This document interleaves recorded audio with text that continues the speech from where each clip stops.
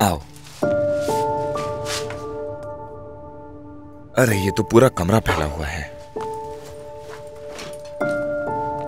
आओ, ये बैग दे दो, रख देता हूं।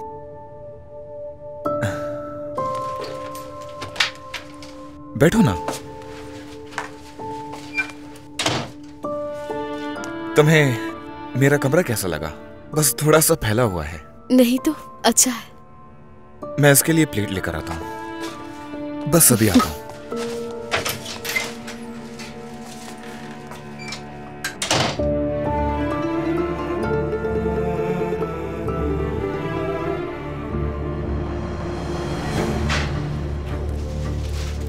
कौन है ये लड़की हाकान? वो मेरी एक दोस्त है। मैं शर्त जीता हूँ प्यारे ईबो। हम यहाँ थोड़ा चिल करने आए हैं। चाबियां मुझे दे दो। ये लो। नहीं ना, वैसे एक बात बताता हूँ तुम्हें मैं, वो लड़की जल्दी भाग जाएगी यहाँ से। वो कहीं नहीं जा सकती। वो मेरे बारे में सोचती है। वो मुझसे प्यार करती है। प्यार। तुम्हारी और मेरी शर्त लगी हुई है, याद रखो। हाकान भाई, इतना जल्दी खुश होने की जरूरत नहीं है तुम्हें। अगर इस बार मैं जीत गया तो याद रखना कि हमारा स्कोर बराबर हो जाएगा। अच्छा रो मत। 6 बजे तक का टाइम है। वो अंदर मेरा इंतजार कर रही है। चाबियां मुझे दे दो। ये लो। पानी पी के जल्दी निकलो तुम। हाँ, अपना हेलमेट यहीं मत छोड़ जाना, समझे तुम? तुम्हारे रूम में पड़ा है, लेकर जाना उसको। चलो चलो चलो।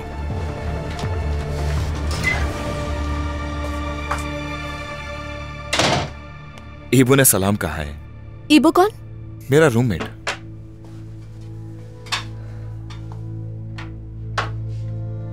खाओ ना।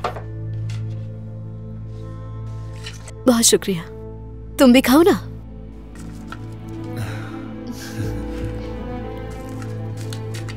मुझे अंदाजा नहीं था कि तुम उससे इतना प्यार करती हो। बहुत प्यारी लग रही हो।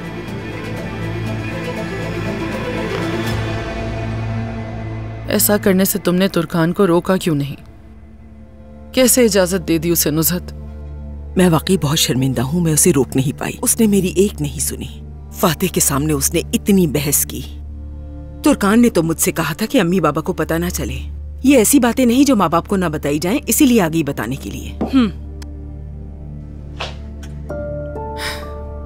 ना भी बताती तो क्या होता? रोशन साहिबा ने आकर सब कुछ बता दिया। क्या? उन्हें ये सब कैसे पता चला होगा?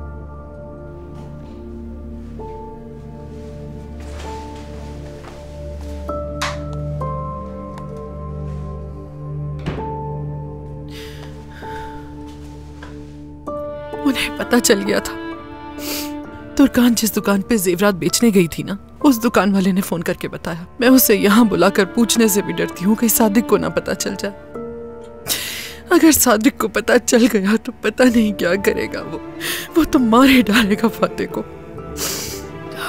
ठीक है, ठीक है, ठीक है, ठीक है मेरी जान, रो मत। सब कुछ ठीक हो जाएगा, परेशान मत हो। बगैर सोचे समझे जज्बात में आके ये फैसला किया। हमारे दरवाजे पर भी नहीं आने देगी उसे। बहुत गुस्से में थी वो, बहुत। ठीक है, ठीक है, खुदा के लिए नसरीन तुम रोना बंद करो। कुछ सोचते हैं इसके लिए।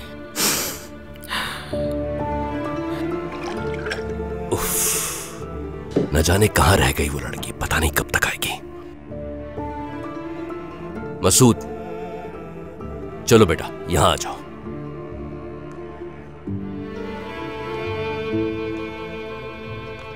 नसरीन। मैं बुला के आती हूँ बाबा। नहीं, तुम बैठो, मैं जाकर देखता हूं। नसरीन आ जाओ अब। वक्त देखो क्या हुआ है। नसरीन कहां रह गई तुम? चलो आ जाओ यहां। उसके मुंह में जो आया बोलती गई वो। कोरमान खानदान की बहू होकर वो ऐसी हरकत कैसे कर सकती है? और उसने ये भी कहा कि देहात में जिस तरह औरतें छुपकर सोना बेचती हैं, इसने भी यही किया और उनके खानदान को रुस्वा किया। जाहिर है उनका एक मकाम है इस शहर में। उसने बहुत फजूल बातें की हैं। और पता है क्या कहा उन्होंने?